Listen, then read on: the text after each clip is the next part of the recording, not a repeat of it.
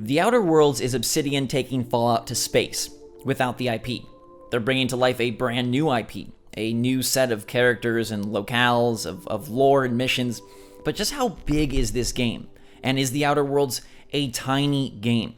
From the start, I've been searching for how big is The Outer Worlds since it was announced, and I kept coming upon the same answer. 2 planets.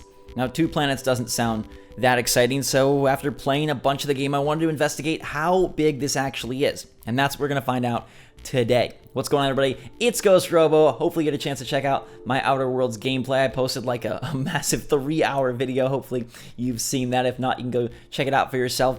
And Obsidian and Private Division themselves have said that they didn't want to fluff this game up, that they tried to craft a 30 to 40 hour experience that still felt open, that still felt expansive, but didn't have the bloat, didn't have just the empty voids of maybe some more spacious open world games. And I think density of gameplay and of world are super important.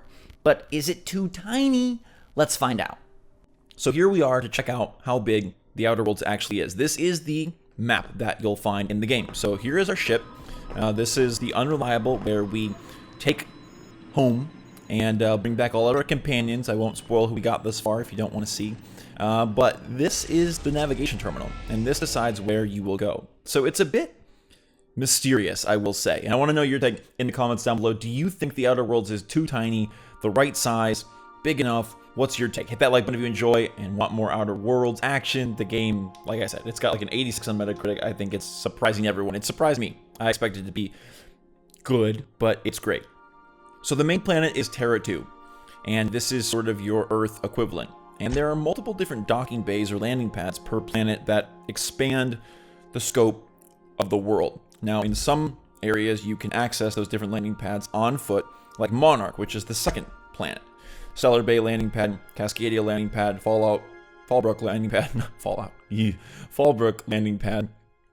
They're all accessible on foot, or you can dock there and then, have a different starting point for your adventure. So these aren't separate locales, they're just different angles of the planet here on Monarch. But the map itself leads you to believe there are tons of planets. 1, 2, 3, 4, 5, 6, 7, 8, 9, 10. And then a blank space. And honestly, I'm not exactly sure how this is all defined, because there's a couple of things. I've seen in reviews they say that there are 2 planets. There is Phineas's lab, there's a ship that houses a city, and there's an asteroid cluster over here, Scylla, and a prison planet, Tartarus. So Monarch, Terra 2, Tartarus, Scylla, Phineas's lab, and Groundbreaker would be 6 locations. But then they also give detailed descriptions for Hephaestus. Hephaestus Mining Company is first to establish outposts here, and as such it has claimed the planet for itself. Typhon, but they say it's uninhabitable and nothing to offer. You go over here to Olympus, and they also say it's uninhabitable. A perpetual storm racks the planet's atmosphere. Eradinos up here is a gas giant, so I assume that it's also not very inhabitable. And this is the only one that has a lock. So when I first loaded it up, I thought that all of these planets would eventually gain a little light. As you see, the ones that are lit up are the ones that we can access now, and we'd be able to travel to all of them. But then I thought, Tartarus is the only one with a lock, so maybe that's indicating that this one is unlocked. There's also a blank spot here. So again, I have not beat the game for myself. I have not proceeded to examine every side quest, or I don't know if reviewers played everything. But it looks like Outer Worlds is 2 planets, a ship, a lab, an asteroid cluster, and a prison planet. Now that's obviously much more than just 2 planets, but it's not a ton of planets, and the map does look a little deceiving if you're not able to eventually visit these worlds. I don't know if there's a singular mission that takes place on some of these. I don't know if they're being saved for DLC. That could be. Or if they're merely just filling out the galaxy map here, the system map, because they don't want it to look very sparse. It's kind of up in the air at this point, and when I'm done with everything, maybe we can touch on this again and see like how tiny or how big did it end up feeling. But I want to take you down to a planet just to get the size and the scope of what that feels like. I think Monarch is sort of the best bet for that, because it does have 3 different landing pads, and I want to kind of show you the amount of space and differences between the landing pads, the cities that exist within each landing pad, because don't get me wrong, like, the world is still big. On these planets, there's the open space of kind of the open frontier, and there are small little areas that you can investigate, characters you can come upon and talk to.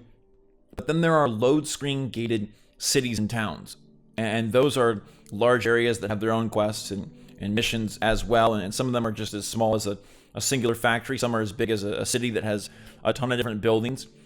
So it's a little bit hard to pinpoint exactly how big the game is, but let's jump down to Monarch and see what you think.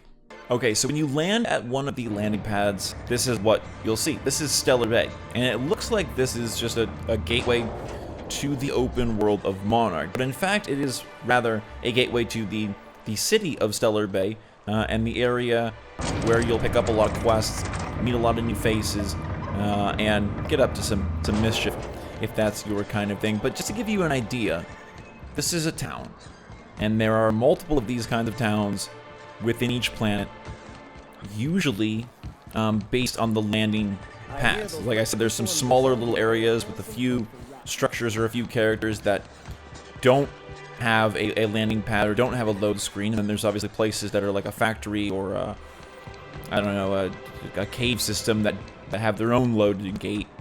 But this is like the size of Stellar Bay. It's dense and contained, but not small. Now, if we venture outside the city gates, one, I want to show you the load screen times, because honestly, this is my least favorite part of the entire game, I think, is these load screens. And I know that's maybe a petty complaint, because hey, it is still a big game. There's a lot to load in, a lot of detail. It runs very well, so it makes sense. They clearly proportion things and split them up in a good way. It's just annoying when you are trying to complete quests and you gotta go inside of towns, outside of towns, in other areas, out of areas, and you'll hit a bunch of these load screens just trying to complete one mission. They're not too bad, as you see. But I just can't wait for PS5 and Xbox Scarlet. We don't have to worry about that. So I'm gonna give you the map look here. So we were just here at Stellar Bay, and you can see this is the city, this little area here. If I can get away from those. That kind of geometric shape is the city. This is the port out back, which doesn't really have much.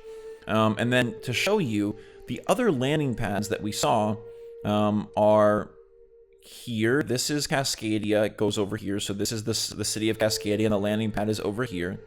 Fallbrook is back... Where is Fallbrook? Right. Fallbrook is back here, I believe. Yeah, so here's the Fallbrook landing pad. This is the city of Fallbrook back in here.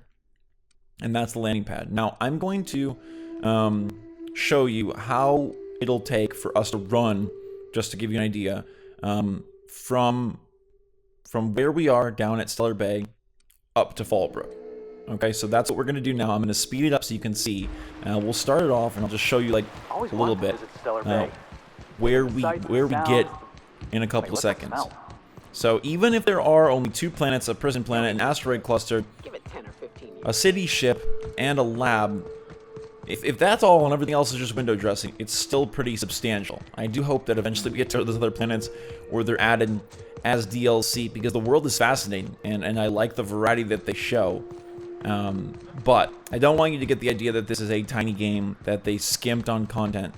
And in fact, I would rather have denser areas than huge open expanse. I mean, maybe like one giant empty desert is good for a game, but tons of nothing with little tiny points of interest scattered about, that's not very fun. I think it's much more fun to have something cool almost everywhere you go. And I've passed on places that don't have landing pads. So there's Amber Heights. There's other things as well that we can come upon. And like I said, small structures that have no load screens whatsoever.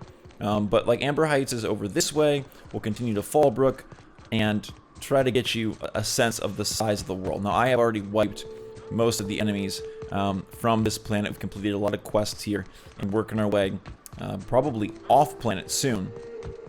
That's why it's a little barren, but it's a good chance to give you a tour and a trip around and see what you think of the size. I'm going to speed up now. Let's get to Fallbrook.